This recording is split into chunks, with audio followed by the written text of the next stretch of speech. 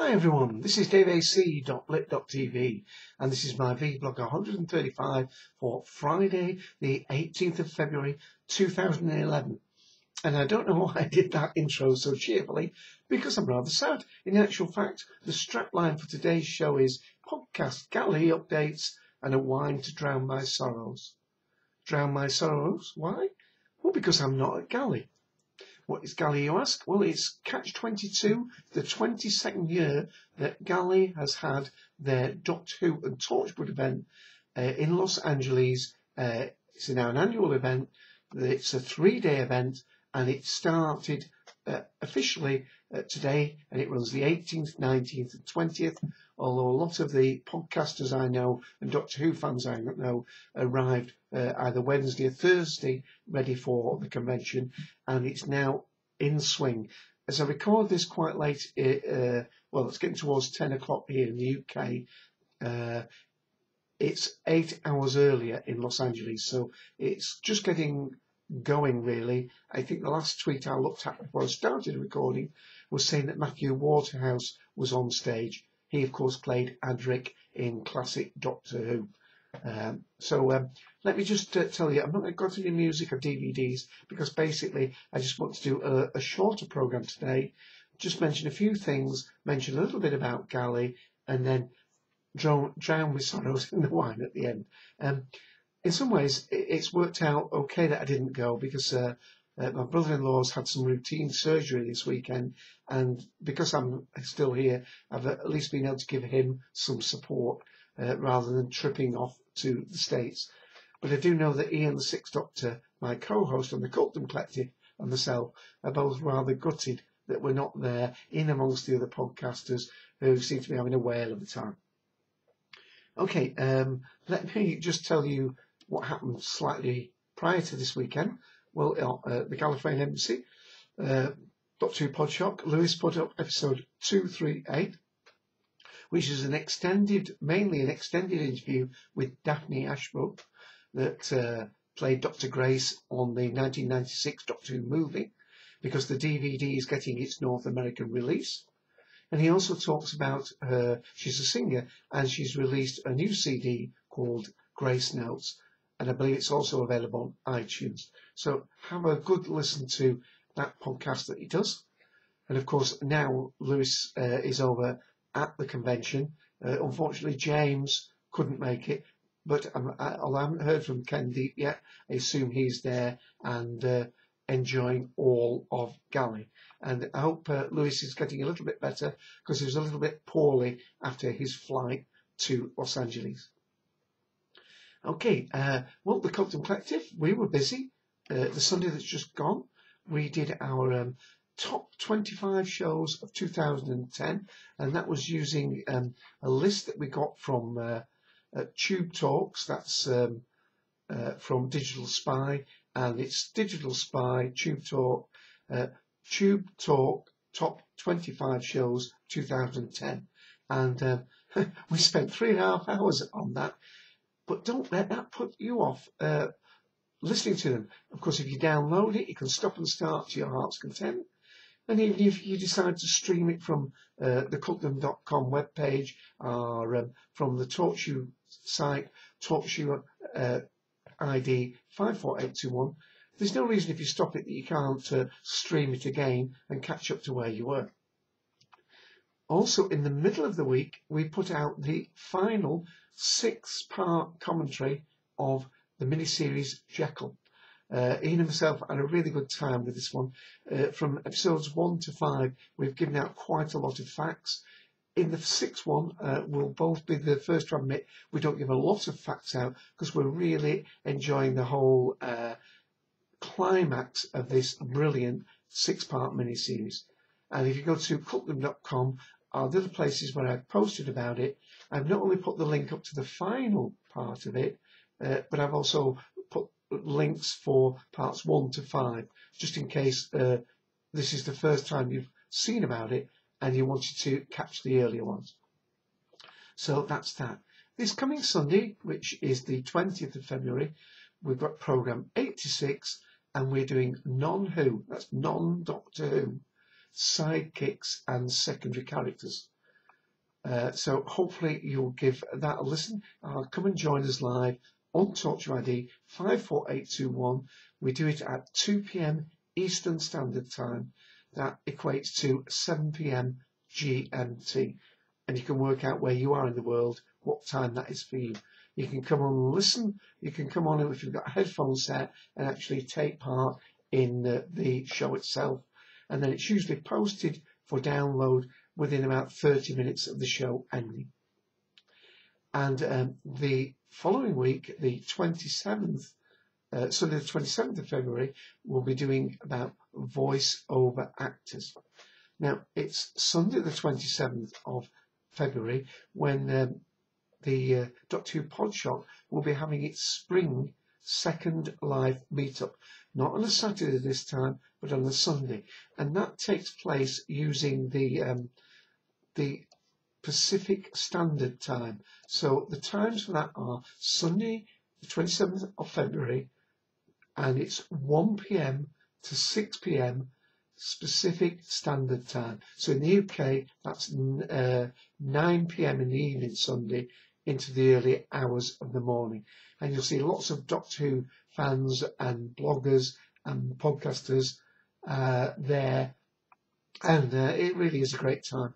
I'm not the greatest of fan of Second Life because, to tell you the truth, it frightens me a little bit. But I'm daveac Footman there, and you'll catch lots of people. Lewis is Two Hartman, and Ian goes by his alter ego, Kirsty Pixel. So lots of people to catch there, and hope you make that.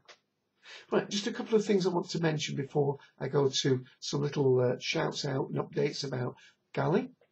And that is two browser pieces of news to say that there are now updates to, I'm not sure whether the release candidates are final versions, but they are Internet Explorer 9 and Chrome 9. I must admit I stick to Firefox, but if you use either of those, look out for version 9 for downloading. And I've got one more piece of technical news that I just want to mention, and I am going to risk moving my camera, although this is the second time I've recorded tonight because the camera froze up again. It's a bit temperamental when I move it, but if you are on Facebook and you notice that Facebook's gone to the new style and format, one of the things you may not be aware of, let me just see that's in focus, and this I have to thank a chap called Kat Bigham, I think it is, on Facebook, who pointed out that if you go to your newsfeed page and you click where the most recent button is on the down arrow, and you go to edit options, most people will have a surprise when it will find that it's only showing you updates for perhaps a half a dozen of your friends. Even if you've got 80 friends or 200 friends or 400 friends, it will only show the people who posted to your wall fairly in the week or fortnight before going over to the new style Facebook. So I've gone to this button above it and clicked, and I've ticked it all of your friends' pages. So that means, and then click save, of course. And then you will see a lot more updates on this page. I think last time I was looking, there was one from Lewis about Daleks at the Galley. There it is. Wouldn't be Gallifrey 1 without a Dalek or 2. So that's something to watch out for if you feel as though you're missing out on friends' posts. And we're going to talk about Galley now before I go to the wine. One of the Cult and Collective is there, and that is Tim. Let's go to Tim's. This is his TwitPic page. It's tjury, so it's twitpic.com. In fact, I'll open another one to it. It's twitpic.com photos/Tim Jury. And there's one showing his ribbon collection. That'd be something that they seem to do nowadays. I hope that's in focus. And let's click that one off. Oh, who's that? That looks like Stephen. Might be a bit slow while I'm doing these other things at the same time. I'll come back to that in a moment. There it is. It's coming up. That's Stephen from Radio Free Scaro getting ready. Of course, Radio Free Scaro, they've got their own on-stage show. They're doing a live podcast from Galley, as of course Doctor Who Podshock is for about the 3rd or 4th year on the Sunday. Okay, the thing to do with Twitter, if you want to find out, is to put the hashtag Galley in, and then you'll see all the most recent tweets from the people there. Much easier than finding a load of new names, and you'll catch what's happening on. The voice of K9 has taken the stage. I think that's John Leeson, that should be. That's Sunrise promo. Lots of people posting. Let's go down. Look out, Galley, Van Gogh is on the way. Galley is in full swing. Anyone recording the Galley panels right now? Lots of little people tweeting, not little people, lots of tweets. Adam J. Purcell of Staggering Stories talking about it there. Temporarily mislaid by Staggering Stories compatriots at Galley, along with the head of Pertwee. So lots of things that you can find out about Galley. Oh, one more while I go there. Just let me mention again Tim's. He's got a YouTube page. YouTube users T Jury. I've got to check that that's in focus. And there is one from LobbyCon Part 2. And there's Mr. Lewis Trapani himself interviewing people. I don't want to play it because I want you to go and watch it. Oh, there's Joshua Liu, one of the correspondents. And I think I saw Benjamin Elliott at the beginning here somewhere.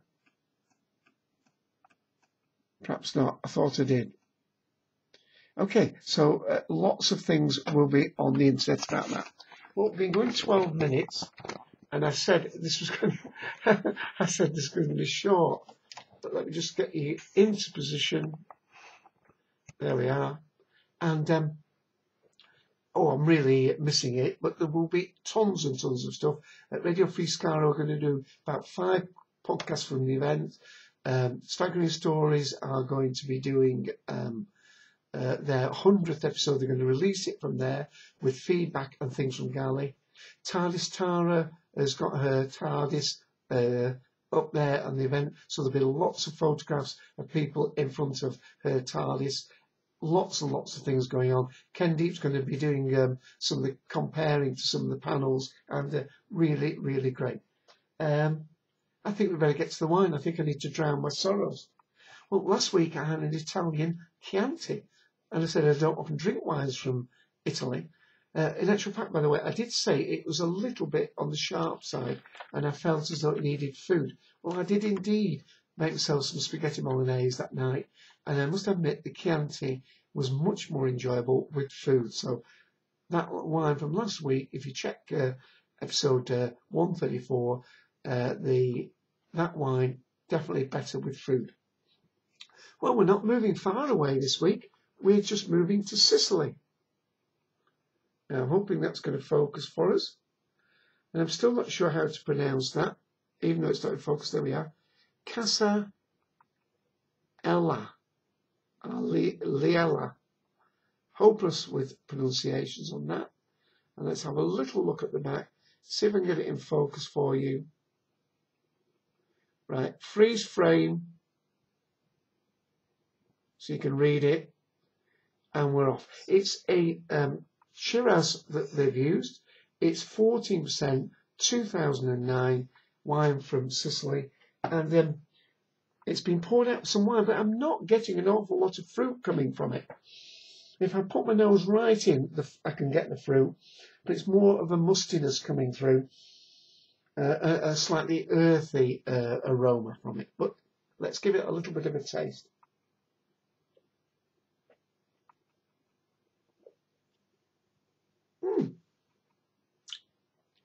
Well, as well as the fruit, which I think it said plum and, what else did it say? Plum and cherry. I'm not, well, yes, there's a sort of a slightly sharper cherry edge to it rather than blackcurrant. So that's quite nice. And I am getting a slight peppery note on it. There's no oakiness, but there's a sort of a slight mustiness undercutting that pepper.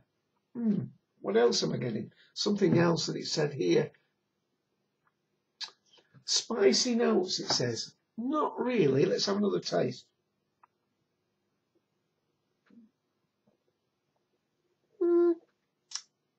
Oh, but it is quite nice. It's not totally smooth, I must admit. But on the other hand, it was a bargain. This wine on its own sells for £5. That's what, $7, just a little over €5. But it's actually one of the Asda wines, I think Walmart in the States, that they sell 3 bottles for £10. So in actual fact, I only paid $5 for the wine, and at that, it's extremely good value. And again, I've got a slight feeling that this really needs food to go with it, because it's just got that slightly, not a raw edge, but a slightly sharp edge to it that you almost feel as though you want to tuck into something. It's getting the old juices going. So a reserved recommendation for this, if you get it as one of 3 wines for £10. If you're paying £6 for it at £5, then I don't say you'll be disappointed, but you're only getting what you paid. If you get it as one of your 3 bottles for £10, then you're getting good value. Okay, I've whittled on about that. I'm going to drown my sorrows in it later, and I'm going to go back. Remember, if you're on Twitter and you don't want to follow hundreds of extra people, just put in the search the hashtag Galley, and it will send you all the most recent tweets.